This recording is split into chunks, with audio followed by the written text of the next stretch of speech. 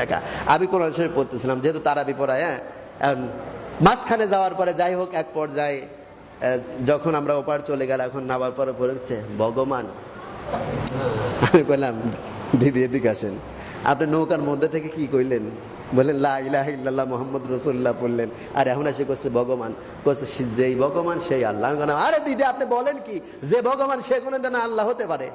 আপনি নৌকার মধ্যে বললেন কি, আর নৌকার থেকে নাবি আসার পরে আপনি বলতেছেন কি? কয় দাদা রে বিপদের সময়, বোঝেন নাই, বিপদের সময় আল্লাহর কথা মনে পড়ে আমারেও। আমরা এমনি কিছু করি না, কেউ যদি মারা যায় অন্তত ওই দিন সবাই এসে নামাজ পড়বো না, তারপরে আর খবর নাই। বিপদে বলে আল্লাহ।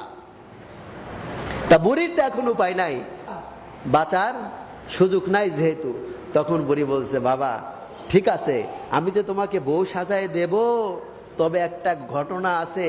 তোমাকে বউ সাজায় দেওয়ার পরে বাদশার দরবারে যাওয়ার পরে চেক পোস্ট আছে, চেক করা হয়, ওইখানে চেক করে ধরা খাইলে তুমিও মরবা, আমিও মরবো, আমার মেয়েও মারা যাবে, তখন কি করব?